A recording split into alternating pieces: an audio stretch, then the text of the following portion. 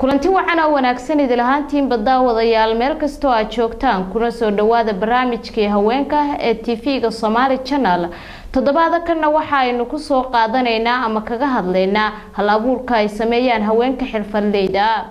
8 Maarso waxa guud ahaan caalamka iyo Soomaaliya looga xusay siyaabo kala duwan iyadoo lagu soo bandhigay dhibaatooyinka ay inta badan la kulmaan haweenka Soomaaliyeed oo ay kamid yihiin tacadiga loo geysto haweenka sida gudniinka fircooniga balse munaasabad taasi ka duwan waxa lagu qabtay magaalada Garowe gaar ahaan xarunta cilmi baarista Puntland ee BDRC iyadoo lagu soo bandhigay hal abuurka haweenka xirfadleyda waxaana madasha isugu yimid 5 kooxood kuwaasi oo soo bandhigay waxyaabaha ay qabtaan gabdhaha dhalinyarada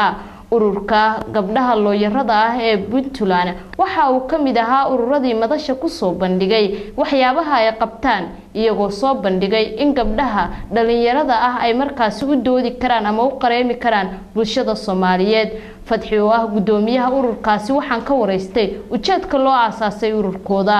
wad mahadsantahay sida wanaagsan aad igu soo dhaweysay baahidii ugu horeysay oo kaliftay ururkan in la asaaso waxay ahayd dhowr baahiyood waxay ahayd markii aan aragnay baahida loo qabo ay gabdhaha Soomaaliyeed ama gabdhaha Puntland ay u qabaan in la asaaso urur u qareema danaha haweenka reer Puntland ayaa waxaan ugu kaliftay inaan asaasno ururkan waxa kale oo nagu kalifay markii aan aragnay sida ay u dhiban yihiin dumarku aysan u helaynin xuquuqdooda wax maxkamadda horteeda uga difaaca si lacag la'aan ah ama si volunteer ah oo ayagoon wax qarasha ama qareenkii lacagtiisa aan laga qaadin ay u helayaan una suurtoobaysa in ay hesho xuquuqdeedii oo dhameystiran hadii tacadi loo geystay sidoo kale waxaan ugu kaliftay in aanu hormarino gabdhaha Puntland xagga aqoonta ay u leeyihiin sharciyada ayna hor istaagi karaan maxkamadaha ka qareemi karaan una raadin karaan xuquuqdooda danaha fikirkan goormaydin ku dhashay ninka wuxuu nagu dhashay sanadkii 2013 bishii Abriil ayaan asaasnay ururka waayahay ururkiinu danaha haweenka Puntland wuxuu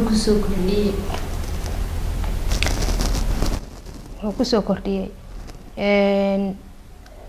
ka urur ahaan waxaan hada aan sameynay horumarna ka gaarnay in ay gabdhuhu yimaadaan maxkamadda ayagoo aan cidna u soo maraynin cidna aan ka baqaynin inay xuquuqdoodii helaan markii hore waxa laga yaabi jiray gabadhu inay ku xishooto in ay kiiskeedii maxkamadda loogu gudbiyo oo kaleeto ama uu gaaro heer maxkamad ay judgment ka gaarto marka anagoo wacyigelin badan ka bixinay anagoo workshopyo badan ka qabanay waxaanu fikradii khaldanayd oo arintaas ayaanu ka saarnay waayahay tan iyo markii ururkiina la asaasay waxyaabihii ugu muhiimsanaa oo qabtay maxaa kamid ahaa ugu horeyn 4 gabdhood oo kamid ah gabdhaha qareenada ah ayaa waxay si toos ah uga shaqo galaan ayagoo u qareemaya danaha haweenka maxkamadda sidoo kale waxaanu ku guuleysanay ayaguna 4 kamid ah in hay'adda NED iyo Kaalo ayagoo xoojinaya low enforcement sameynaya in ay ka shaqeeyaan oo ay shaqadoodii ama xirfadii ay lahaayeen ay ku shaqeystaan sidoo kale waxaan ka guul gaarnay in aan u qareeno si lacag la'aan ah dadka dhibaataysan oo vulnerable groupska sida haweenka qaxootiga iyo ciyaalka waxaan galnaa maxkamadda u gudbinaa ugu yaraan 10 kiis waxaan la dhihi karaa guulaha u gaaray ururka waxaa jiray in dadka lagu qareemi jiray lacag way jirtay inkastoo ay qaybo badan oo legal aid ay jiraan laakiin hadana waxaan noqonay baahidii inay ka baxdo meesha oo anagina aan ku soo siidno ay helaan gabdhaha iyadoo oo laga yaabiyo inuu nin u qareemay inay gabar hesho wixii ka xigsata wax kastana ay u sheegi karto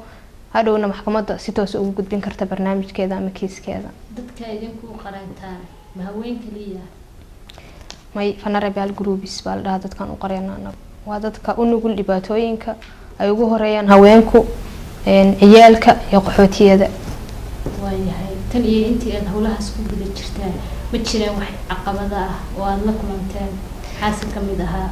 لكلانتين way jiraan caqabado badan oo aan la kulanay ugu horeyn caqabada ugu horeysay oo ururku la dhaqaaqi waayay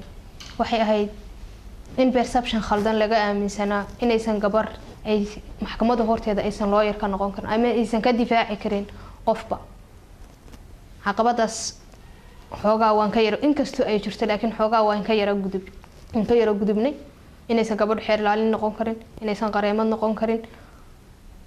waa bulshadu wax ay ka dhex aaminsanayd haday bulshadu horta caqabadi kaaga timaado wax kale inaysan ku dhaqaaqin baa laga yaabaa laakiin bulshadii taasi way ka inkastoo ay jirto laakiin way ka baxday sidoo kale caqabadaha ugu weyn waxa weeye ururku la dhaqaaqi waayay fan la'aan ururku aan haysan fan ku filan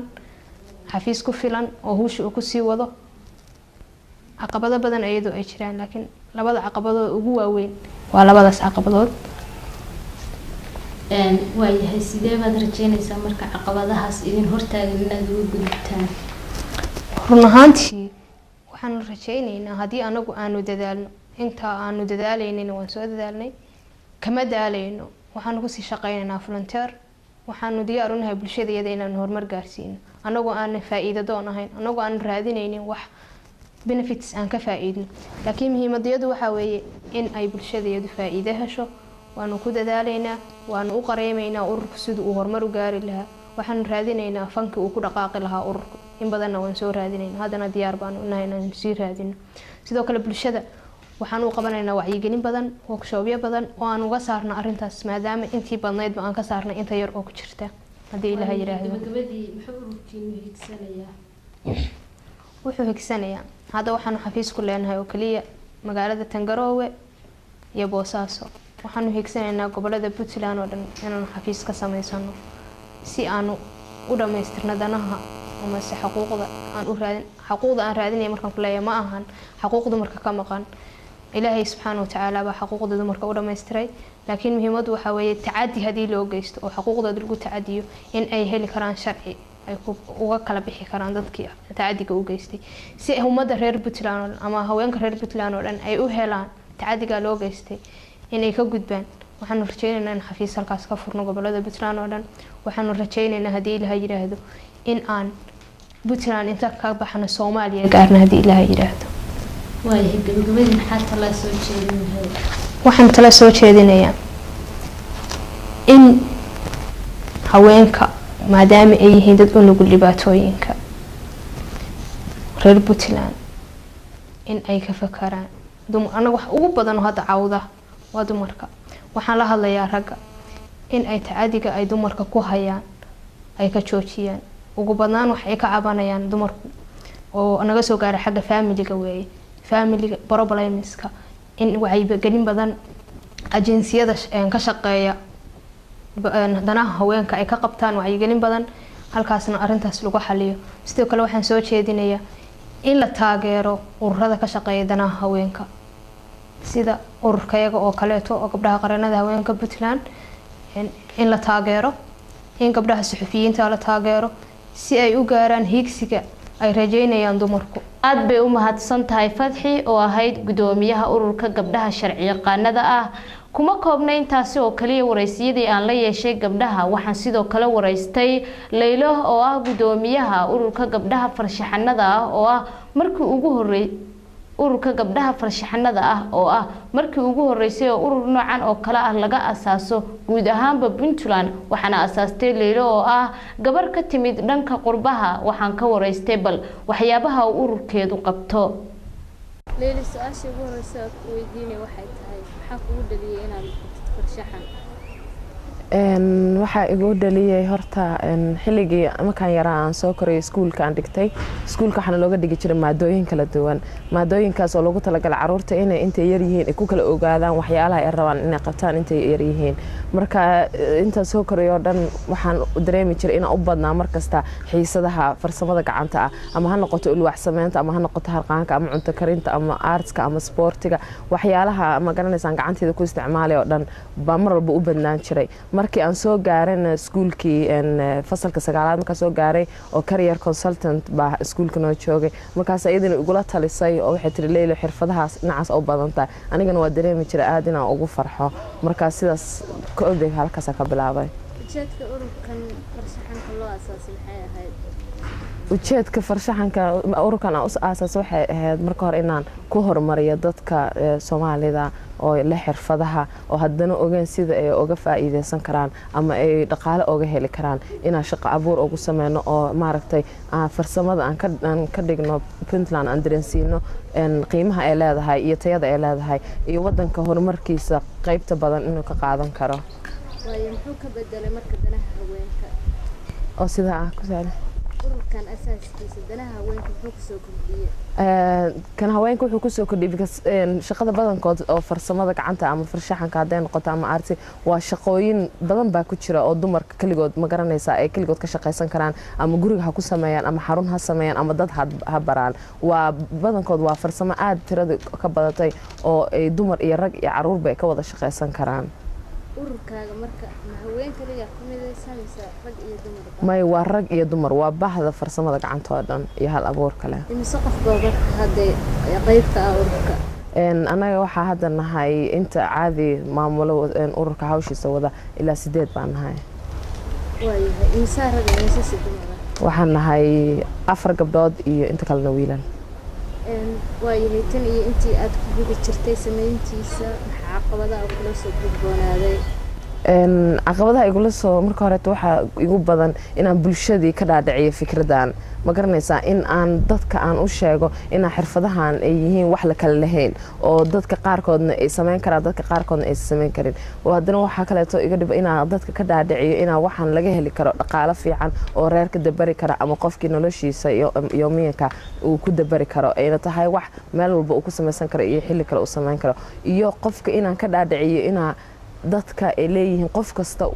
uu leeyahay hal abuur ma garanaysaa haddii ay maskaxdooda ay isku tijaabinay ma garanaysaa ay wax alifaan inay sameyn karaan bulshada badankood waxay aaminsan yihiin in lagu dhaw waxa sameey ma ahane inaysan fikrad cusub aysan keeni karin marka taasa badankood igu dhib badnaa dadka ugu badan ee dhibaatooyinka kala kulantay kamid ah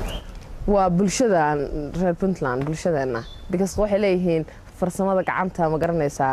shaqo ma ahan ama kan ma ahan ama dadka qaarkood baale ama anaga looguma talagalin anaga ma sameyn karno ma garanaysaa waa dhib miiran waa shaqo miiran marka negative way most of the time markii wixii loo sheego xataa warka ma ka dhurayaan ma isku tijaabi hadaa xataa tiraad isku tijaabi ma ogolaan isku tijaabiyaan waxyaabaha sameey sidoo kale maxaa kamid ah ma samatusi kartaa hadda haddeer inkastoo banaanka joogno waxa hadda ma wado laakiin waan aniga sheegi karaa waxa weeye wallahi waa waxyaalo badan oo kala duwan waxa kamid ah artska kamid ah harqaanka kamid ah wixii rinjiyana kamid ah waxa kamid ah oo kaleeto ma garanaysaa darawalnimada dhinaca fajaashta badanka oo aqaana marka waxyaalo badan wixii aan isku tijaabiyay maskaxdayda haddii aan galiyo in aan sameyn karo waa sameyn karaa ma garanaysaa laakiin waa inaba acmaal biniyaad qofka waa muhiimadiina maskaxdiisa uu ka dhaadhicin karo haddii aad dabcan gacanta ku haysid waxyaabo aad siistay jeclaan lahayd in barnaamij iyo daawadayaasha balmaystay haddeer kuwa waxaa hayaa weli hawshooda iyagoo rinjiyasana sawiro aan sawiray maanta ugu talagalay maanta maadaama ay tahay maalintii haweenka waxaan PDRC baan joogaa maanta la shaqeynayna ururkayga Uusiya marka waxaa soo sameynay aniga sii sameeyay sawiro matalaya shaqooyinka kala duwan ee dumarka ay sameyn karaan ama laga rabo inay sameeyaan ama ay sameyn jireen ba haday noqoto tii dhaqanka iyo haday noqoto tan cusubba ma garanaysaa in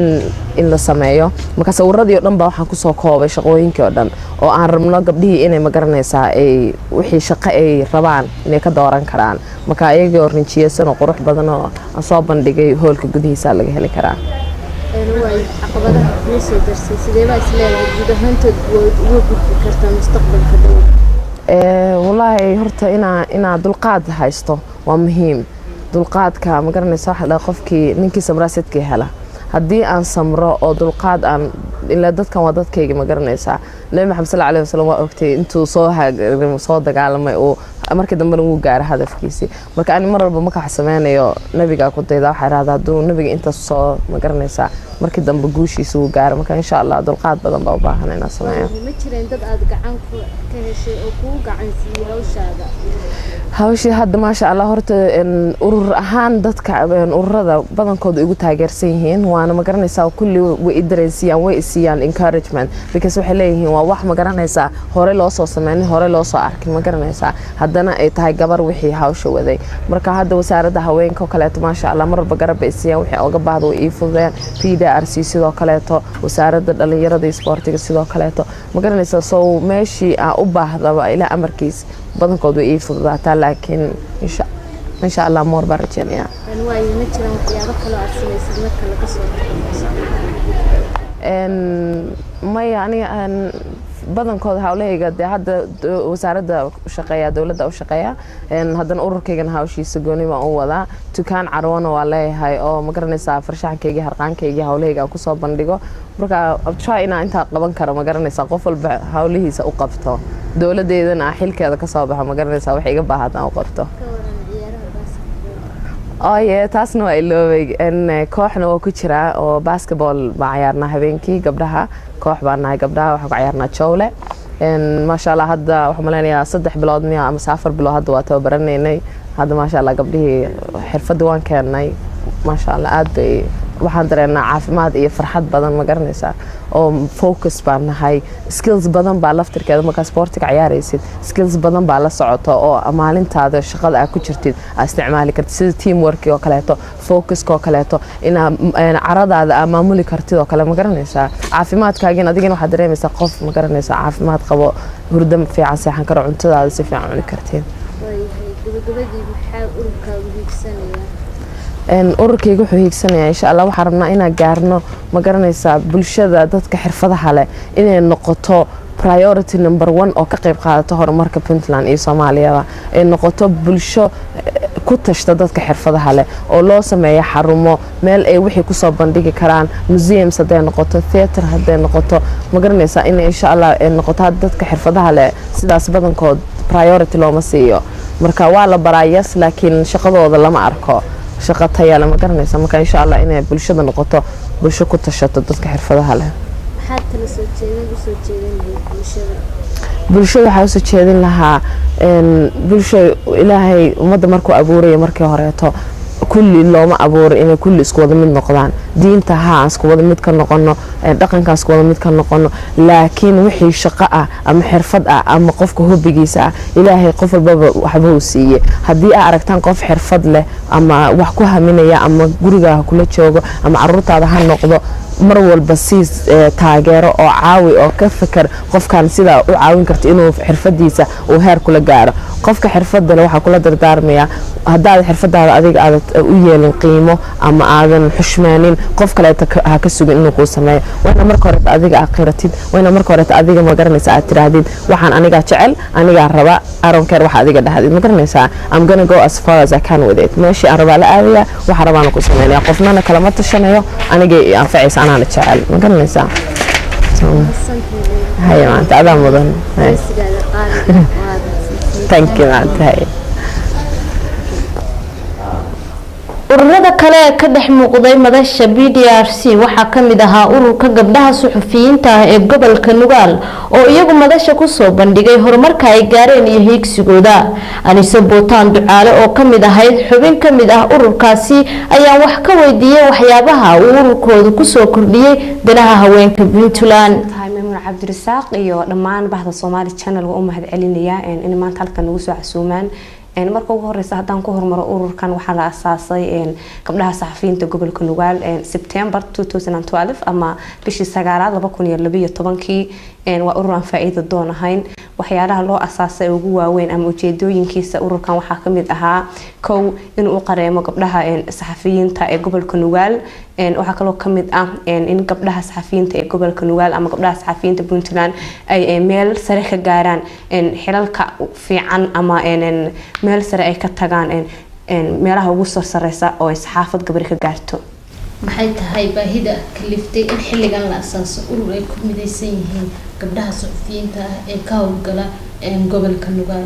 maymuna waa mahadsan tahay kole waxyaalihii ugu weynaayo aan asaasna ururkan waxaa jirtay baahiyo badan ururka gabdhaha saxafiyiinta gobolka Nugaal oo nagu dhalisay inaan asaasna ururkan waxyaalihii ugu waaweynaa waxaa kamid ah markaa fiirisid numberska ama numberka gabdhaha ee gobolka Nugaal ka shaqeeya aad buu tirayraayeen ururka ka hor markaa aragnay tirayaraanta iyo tayalaanta gabdhaha saxafiyiinta ee gobolka Nugaal waxaa nagu dhiiratay inaan sameeyno ururkan gabdhaha saxafiyiinta gobolka Nugaal si aan markaasi aan tayada gabdhaha saxafiyiinta gobolka Nugaal aan u geersiino meel heer sare ah waayahay asaaskii ururka kadib maxaad ka daranteen dhanka kobaca gabdhaha saxafiyiinta ee ka howlgala gobolka Nugaal gabdhaha saxafiyiinta gobolka Nugaal horta markii loo fiiriyo ururka ka hor iyo ururka asaaskiisii kadib 3 sano ugu dambeeyay ururka asaasna isbedel weyn baa ka muuqda gabdhaha saxafiyiinta gobolka Nugaal waxay gaareen inay gaaraan meelaha ugu sarsareysa oo gabar ay gaarto tusaale ahaan xogayaha ururka saxafiyiinta xogayaha ururka saxafiyiinta Puntland ee MAP waxa haatan xogayaha ka Faadimo Maxamed Maxamuud oo gabar gobolka Nugaal ka shaqeynaysa gudoomiyaha ururkana ah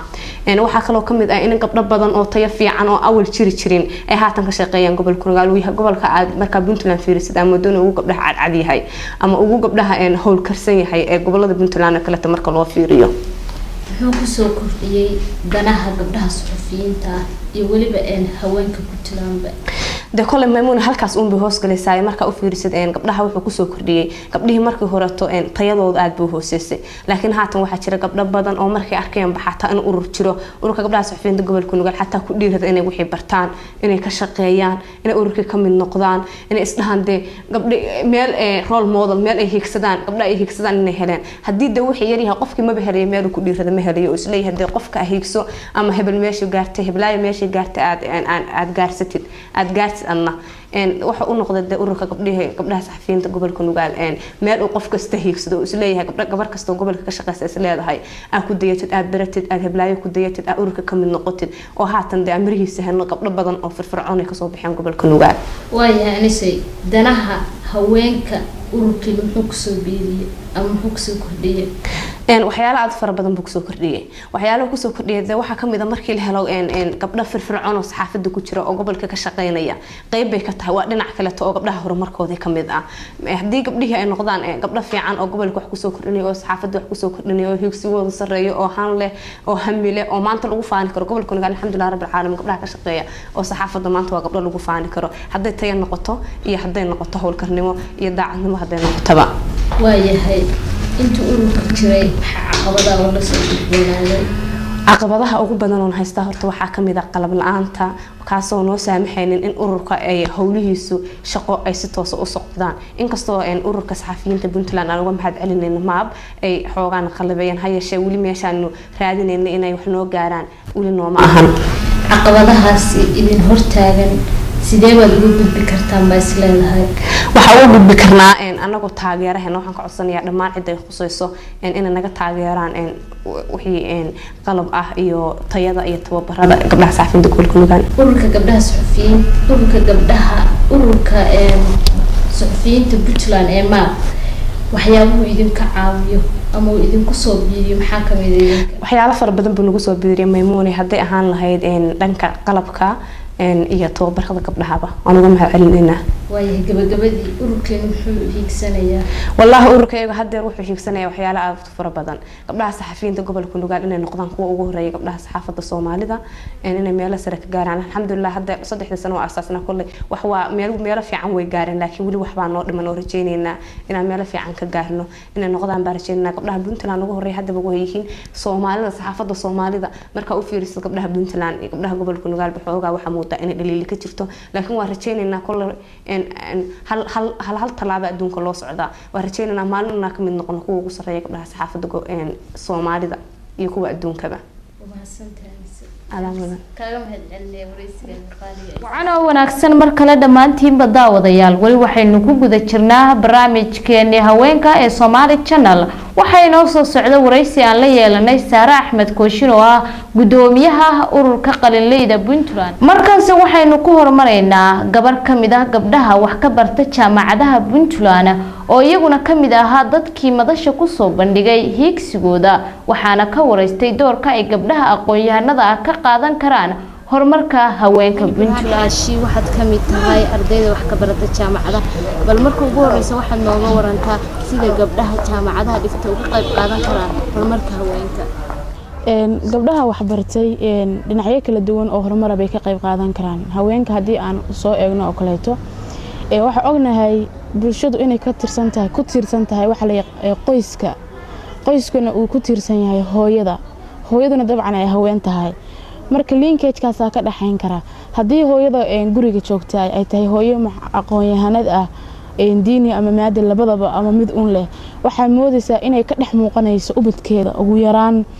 rol fiican ay ka ciyaarayso dan markaas hadana ay bulshadii horumar gaarayso hadii familkaasi noqdo family horumarayna waxay la macno tahay oo ay tusaale qurux badan ka bixinaysaa in bulshadaasi ay tahay bulsho horumartay marka waxa oran karaa gabadhu inay wax barato gabdhaha inay wax bartaan gabdhaha jaamacadaha iyo kuwa kale oo iyaguna aqoon-yahanada intuba rol fiican waxay ka qayb qaadan karaan horumarinta bulshada waxay ku tirsan tahay horumarinta haweenka iyadana ka qayb qaadan karaan هني bulshada Soomaaliyeed inteeda badan waxay aaminsan tahay in gabdhuhu ay heer ka gaari karaan waxbarashada taaka waran heer ka gaari karin horta walaalay waxa u maleynayaa wiil ama gabar wuxuu raba aado qofku inuu heer noloshiisa ka gaaro waxay ku xiran tahay isaga shakhsiyan maxaa ka go'an wiil muxuu rajaynayaa inuu mustaqbalka gaaro aniga waxaan qabaa fikirkaas inuu yahay fikir khaldan oo macnaheedu haduuba jiro oo Soomaali isku raacday gabdhuhu meel kama gaari karaan horumarka ani ma aaminsana inuu yahay fikir sax ah ama macnaheedu macquul ah waayo waxa arki jirnay ama hadeerba arkayna gabdho badan oo waxbarashada heer fiican ka gaaray iyo kuwa badan oo ku rajo weyn oo hadeer saaxadii waxbarashada ku jira marka ani ma qabo inuu fikirkaasi fikir sax yahay haduu jiro waayo waxa jira mararka qaar in gabadhii iyadoo jaamacad dhiganaysa ay caqabado la soo gudbaan ay reer yeelato ay wadi weydo waxbarashadii intaasi sidee looga gudbi karaa bay isleedahay horta walaalay qof kasta oo macnaheedu bilaadan ama qof kasta oo macnaheedu qaangaar ah marka uu kala fahmo macnaha ay noloshu leedahay isaga naftiisa wuxuu u distaa siyaasad u gaara macnaheedu isaga macnaheedu naftiisa hogaamiya gabadhu marka inay waxna barato qoysna leedahay hal qodob ay ku tirsan tahay waa ninka qaba oo kaliya hadii ninkaasi yahay nin gabadha ku dhiirigelinaya in ay wax barato oo facilitateska ay u baahan tahay oo dhan u qaban kara uu yahay isaga laftirkiisa waa inuu ka dhacsan tahay macnaha ay leedahay gabar wax baratay hadii uusan taas aqoonin macnaheedu wax macnaayo u sameynaysa inay wuxuu leeyahay macnaha qofku wuxuu og yahay baadhadhan u yeesha marka hadii isaga jaahil dhagay weyn u yahay oo san waxba ka warqabin waxbarashada waxay tahay ka warqabin dan wuxuu isleeyahay gurigaaga joog waxaan wuxuu qabaa wax khalad ah laakiin hadii isagu qof shakhsiyan fahansan macnaha ay leedahay inuu qofka kan wax barato isaga ku caawinaya marka ani waxaan qabaa caqabadaas hadda ay tiri oo kale to gabadhu inay waxna barato reerna yeelato waxay ku tiirsan tahay qofka isaga saahadiisa nolosha u gaarka ah oo iyo qofka qabooda ay macnaheedu nolosha ay wadaagayaan ay ku xiran tahay baan aniga oran karaa way hadda anaga jaamacadayda in badan wax arkay hooyooyin oo ma sha Allah iyo marna waxooda barto marna jaamacadooda imaanaya kuwa badan oo iyaguna inama ana way ku jiraan marka aniga waxaan qabaa baayay su'aashadan soo koobo ansarkeeda in gabadhu ay wax barato reerna yeelato waxay ku xiran tahay iyadoo ninkeeda adiga inta ku guda jirtay waxbarashada ma jiraan caqabado kula soo gudboonaadeen horta waxa og tahay waxbarashadu marka ay tahay waa nolol aad u adag marka wax la baranayo waayo qofka ardayga ah wuxuu la soo gudboonaanaya caqabado far badan baa la soo gudboonaan kara dalkeena waxa jira caqabado guud oo la wadaago baa jira marka aniga shakhsiyan marka aan ka hadlayay caqabadaha dalka ka jira inay qayb aan ku macnaheedu ay la soo wajahaan waa macquul laakiin aniga caqabad gaar igu ah oo target igu ah nasiib wanaag ma soo arag waayahay fikirka khaldan ay Soomaalidu aaminsan yihiin oo caqabad ku ah haweenka waxbarta sidee baa isleedahay waa looga gudbi karaa horta waxa looga gudbi karaa sideen horey oo warhaynay marka aan ka hadlaynay intii burburkii ka dambeysay iyo intii ka horeysay hadii comparison lagu sameeyo waxbarashada gabdhaha ma sinaba oran karnayo waxa moodaa burburkii inay ku fiicnayd sanadahan dambana ay waxbarashada gabdhuhu ku soo badanayeen inay gabdhuhu marka wax bartaan oo gabdhaha waxbarashada lagu dhiirigeliyo laba qodob ay ku tirsanaanaysaa gabadha marka ugu horeysa waxay ku nooshahay oo masuulka ah guriga aabaheed ama walaalkeed oo kaleeto hadii ifan aabaheed dhintay oo kaleeto gabadha marka hadii aabahaas ama walaalkaas gabadha gacanta ku haya oo kaleeto ama family relative ka kaleeto ay la nooshahay ay ku dhiirin gelin karaan oo iyaguna ay macnaheedu yihiin dad wax gabadhooda inay wax barato oo meel ka soo baxdo oo ma sha Allah noqoto raba way ka qayb qaadan kartaa fikirkaas inuu baaboo waxa kale ka qayb qaadan kara gabadhu markay nin gursato isaga ninku laftirkiisa inuu isaguna ku caawiyo inay naagtiisu noqoto naag iyadana aqoon yahanada iyadana way ku caawin kartaa marka labadaas dhinac way ka qayb qaadan karaa inay gabdhuhu waxbarashadu soo kororto halina sidoo kale politicalka isaguna kama marna wayahay gabadhii muxuu yahay hiigsigaaga dhanka waxbarashada wallaahi aniga hiigsigaaga waxbarashada uu dheeryahay ma aha wax hadir aan manil dhahayo jaamacad baan ku soo koobi karaa master baan ku soo koobi karaa PhD baan ku soo koobi karaa waxa iga go'an intii ilaahay ka dhigo inta aan noolahay fursaduna ay saamaxayso inaan marnaba joojin waxbarashada chance kasta igu soo marana aan kaga faa'iideysto haddii ilaahay ii qadaro thank you waxaa jira gabdho Soomaaliyeed oo qoraya isla markaasina ujeedkooda ku soo bandhiga qoraalka iyagoo samaystay urur ay ku midaysan yihiin Sahra Axmed Kooshin waa gudoomiyaha ururkaasi waxaana ka wareystay bal ururkooda waxyaabaha uu qabtay iyo caqabadaha la soo gudboonaaday Sahra Kooshin waxa tahay asaasiga ururka qorayada gabdhaha bal waxa noogu warbixisaa marka ugu horeysa ujeedadii ururkan aad u asaasteen ururkan Puntland Women Writers Association haweenka qorayaasha ama qalinleyda Puntland waxaa la sameeyay sanadkii hore la sameeyay gabdho scholars ah oo waxbarashada ka shaqeeya kuwa kaleba ayaa isu yimid ururkaas baa la sameeyay ana fikradda lahaa runtii laakiin gabdho badan ba maaragtay igala qayb qaatay sababta loo sameeyay oo ugu weyneed waxay ahayd codkeena in la maqlo gabadha Soomaaliya codkeeda meesha ka maqan tahay qoraalka maanta Soomaaliya yaalay ka maqan tahay media ay ka maqan tahay hadii la fiiriyo xataa intellectually waa ka maqanahay academicska wax qorayaan wadad kooban waxa laga qoriyaan waa haweenka Soomaaliyeed sawir aad iyo aad u falxun ayaa laga sameeyay haweenka Soomaaliyeed oo la leeyahay qof dhiban oo victim ah oo aan fikrad lahayn oo aqoon lahayn oo dhaqankiiba hortaagan ragiiba hortaagan runtii that's not the reality here aniga qodayda markaan Yurub joogay sawirkaas ayaan aaminsanaa markaan halkaan imid 5 sano ka hor oo aan ku soo biiray wasaaradda waxbarashada Puntland sawir aad uga gajisan sawirkaas ayaan arkay waxaan arkay gabdho Soomaaliyeed oo guri ay leeyihiin ka soo kacaya oo gaari ay leeyihiin wata ma garanaysaa awood leh hogaamiye ah reerkeeda dadkeeda u talisa ma garanaysaa marka I was very surprised ana arka sawirkaas runtii dadka markaan u sheegana waxay ima rumaysaneen markaan Yurub aad oo kale dhaho Soomaaliya meel fiican lagu noolaan karo dadka ma aaminsana sawirkaas ama fikradaas waxay dhahaan meesha adduunka ugu xun oo haween ku noolaan karo oo Soomaaliya yaa yiri hadalkaas conclusionkaas sidee loo gaaray in isweydiiyo weeye way jiraan caqabado ay gabdhaha Soomaaliyeed ka haysta dhinac walba hadii la fiiriyo laakiin adduunka dhan bay ka jira taas oo poverty iyo sexual violence wax Soomaaliya u gaar ah ma ahan midda kale waxaa jirta had iyo jeer shirar baa laga casuumo international ah shirka marka laga casuumo waxa la leeyahay shir international oo laga hadlayo Somali ama African women leadership kooda iyo wax noocaas waxa la leeyahay waxa ka hadashay gurniinka waxa kaliya dadka ay maqleen moogtahay waxa la maqlay gabar Soomaaliya gabar dilan maskaxiyeen ka dilan يعني إلهي وحلا دعي حبنتي ترك وحلي وقفت لن وقف أنا مرنبه ما قرنيسا قوان في عن أنا قاري كرين مرك أنا جو حن كلها قف صوبرتي الشركة انترناشنال وحيلا بدن وكاله كهذا كره اللي جوسوكو موجودين أو اللي ده قبل السماء وحي كهذا كده أو كلي أتقارنا أو in her own perspective and world where FGM does not define me. I am not FGM clear. I am many other things as well. Marka, that was the idea behind Magaranisa Puntland Women Writers Association. I'm a poor, markii la soo koobo wuxuu uu rabaa poor oo higsanaya waxa weeye in la helo haween wax qoraa ka qayb qaata taariikhda laga qorayo maanta Puntland sidee u eg tahay yaa wax ka qoraya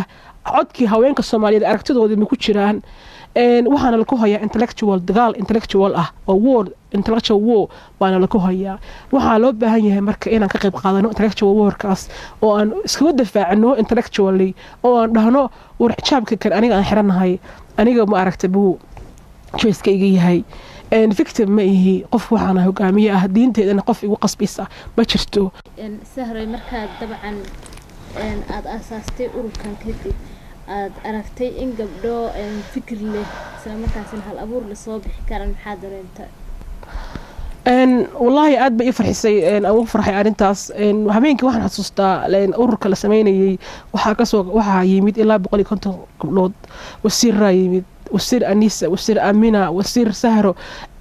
dhammaan waa la wada yimid aad ba loo daneynayay because empowerment aad ugu weyn qofka lagu sameyn karo waa qofka shakhsiga inaa empower gareysid oo siyaasad qalab u maaragta asaga isku difaaci karo empowerment ku noqon karo empower ku noqon karo markaan arkay runtii sawirkaas aad baan ugu farxay gabdho badan baa jahada ururkan ku jira ilaa sanadkii hore gabdho isu yimid isku tashtay maxaan ku dhahaa go'aamo gaaray oo buugaag qoraya hadeertaan baa jira runtii aad baan ugu farxsanahay taas waxaan leeyahay inta ay maqlaysaa gabar kasta oo Soomaaliyeed tahay awood aad leedahay wax qordhid waxa weeye waxa ku saaran mas'uuliyad baa ku saaran oo sawir aad u fulxun baa adduunka naga haystaa gabdhaha Soomaaliyeed inay maaragtay yihiin qof dhibana ah marka in sawirka la bedelo weey waxaan leeyahay ka qayb qaado intellectual warkana la ku hayo internet wax ka qor blog inta furatid waxa ka qortaa qiimaha ay kugu leeyahay xijaabka qiimaha islaamka kugu leedahay qoyskaaga aragtidaada haddii la helo gabdho badan oo hadlaya oo codkooda muujinaya sawirkan aan ka haysto adduunka naga haysto oo la leeyahay meesha ugu xun ay ku noolaan karaan haween waa Soomaaliya waa isbedelaya America oo kale every 7 seconds buu sheegaya reportyada every 7 seconds gorbaa la kusadaa marka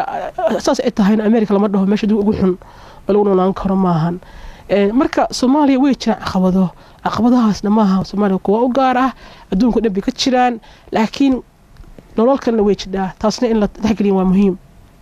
hawshan aad haysaan idinku danaha haweenka maxay ku soo kordhisay bas leedahay horta ururkani ka hor runtii qof waxaan xasuustaa markaan buugayga qorayay oo aan soo bandhigay sanadkii hore media waxay u tilmaameen qoftii ugu horeysay oo Soomaaliyeed buug qodha kuna soo bandhigta Garowe aan noqday ilaa sanadkii hore gabdho badan oo arday u badan yihiin runtii jaamacadaha gabdhaha ku jira ayaa ila soo xiriiray ayagoo raba inay qodooda sheekooyin ay qoreen sheekooyin gaaban oo fantasiya ah sida dawaco iyo yaxaas wax noocaas ah sheekooyin ku kooban kuwa ayaga ay alifeen taxriibka la xiriira kuwa personal life-kooda ah magaranaysa ila soo xiriiray oo ay dhahay fikradii baan hayaa laakiin qoraalka iga maqan habkii wax u qoraa markaan damcayna wax qoro wixii dhan baa iga kala yaaca marka habba jira wax loo qoro waliba software baa xataa jira dadka caawimaya maaragtay in fikradii qofka laga soo saaro book loo guuriyo marka lagu qoro marka waxaan isleeyahay ilaa 40 gabdhood baa ilaa sanadkii hore runtii waana tirinaya oo magacood waan qoraayo specific issues ka raadinayeen waan ka qoraa gabdho badan waxaa jira xataa ayaga dhaqankeenu hadana yahayba in maaragtay gabay iyo Brambur oo Soomaaliya waxaa la dhahaa the land of poets the nation of poets baa Soomaaliya lagu tilmaamaa ogtahay waxaa arkaysa gabar yar oo 16 jir ah ardayad ah waxay alifaysaa Brambur ama gabay oo maskaxdan ka akhrinaysa iyadoo buug ay waxta ku qorin marka waa in laga faa'iideysto chanceskaas oo ma ogtahay qofkaas yarka soo kacaya la siiyaa marka waxaan isleeyahay isbedel baa jira dhacay ilaa sanadkii hore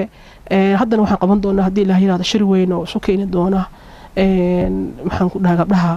qalinleyda ah meel kasta ay joogaan adduunka joogaan oo Soomaaliyeed kuwa wax ka baran karno aragti u soo kordhin kara fikrad u soo kordhin kara sidee wax u sameeyeen maxaan ka baran karnaa ayaan ku cusubin doonaa insha Allah Garowe haddii Ilaahay yiraahdo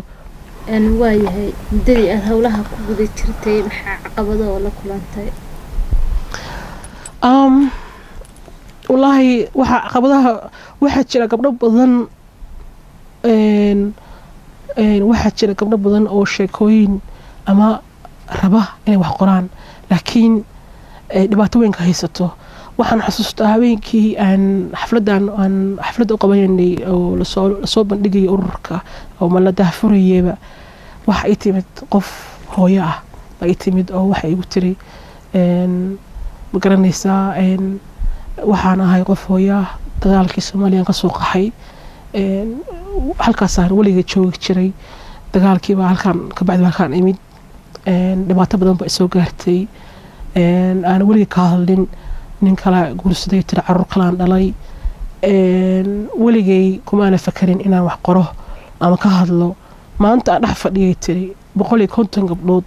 oo hal ujeedo leh diyaar waxaan u haynaa wax qoro sheekadeeda ka shakeeyo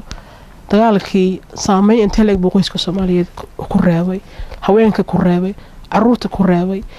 wax si fiican loo fahansana marka waxay tiri inaan wax sheegaa rabaa laakiin wax ma qori karo oo waxaan ahay illiterate baan ahay oo ma garanaysaa wax ma qori karo marka markii laga hadlana wax sheeko markii laga hadlana women writers ama qaninley waxa maskaxda soo galiya automatically qof awood u leeyahay wax qoro dadkeenana wada ogtahay deeqo boqolkiiba inta wax qorin marka culture-keena ma ahan wax la qoro culture-keena waa oral culture waaba wax la yiri oday baa la yiri laga sheegay bay ku socotaa ma aha mid marka raac ma lahin oo dib loo fiirin karo xataa qofka ku tusaale qaadan karo ma lahin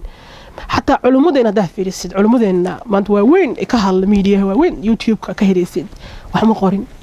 wuxuu ku kooban yahay oral marka taasina waa caqabada labaad oo dadkii ma garanaysaa waxa kan wax dadkii ma ogtahay istifac u fahansan ma ahan oo wax aad uga fog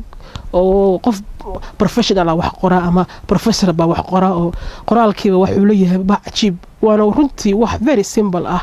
qalin iyo book ku qori ka dhacdo computer iyo aad ka fikirin xataa ma garanaysaa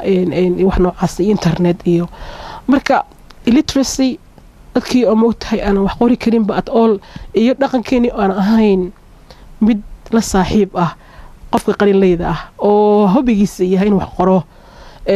in dadkii fahmaan weeye oo dad yar baa laakiin yar baa ku fahmaya waayahay dadka Soomaaliyeed inta badan ma aaminsana in gabdhuhu ay wax soo bandhigi karaan gabdho qoraayo la heli karo gabdho hal abuur la heli karo suugaanta marka dib u eegtid oo kale inta badan waxa la soo qaataa suugaan ragga suugaantooda oo kale dumarka suugaanta ay leeyihiin lama soo bandhigo taa ka waran bal وحقيقة وجه دارنتاس دقة وأنا قبل هذا بروفايل كنا مركان سمعني كونتكست على كقريني واحد بدن بقى قرنا دارنتاس إلى هذا دقن كوح وته وحوي وقف الرجع تاس محمر رنتي لكن هواين كتودين والو بهني هي قبل بدن بقى برامبرا وحال كل جله وحالفه أيضا opportunity للسيء ويه chance للسيء ويه لو فضي ويه حبكي وقوري لهاين book وقوري لهاين أو دابع لهاين أصوب بندق لهاين إن لو فصدا للسيء ويه community للسيء ويه مركا وحن أرون لها نجا يعني أرون ما أركتها وحن مركز وحن ده داقو هواين كحقوق كمان مغني حساب بقى مغني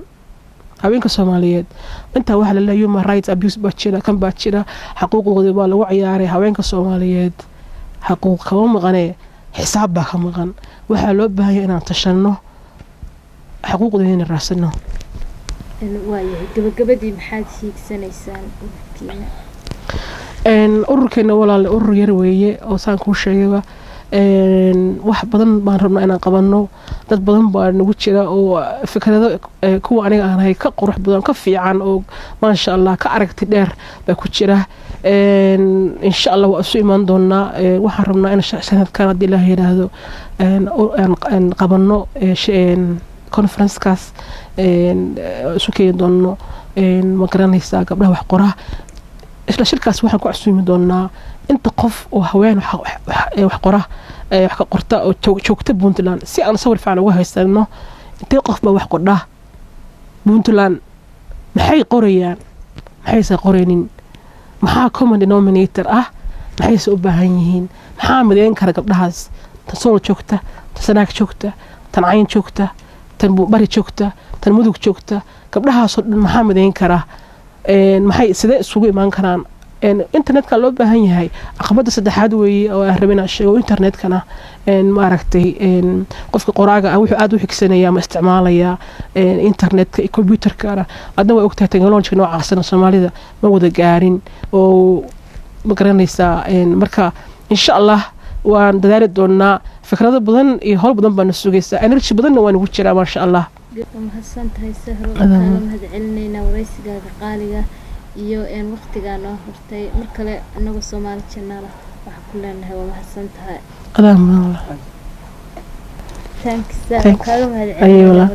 ahanba daawadayaal waa naga intaa barnaamijkii haweenka ee Soomaali channel oo toddobaadka kan idinkaga imaanayay xarunta Garowe waxaan idin la socodsiinaysay anigoo ah Maymuun Cabdirisaaq Khaliif inta aan barnaamijkan la mid ah ku kulmi doono anaga oo idinkaga mahadcelinayna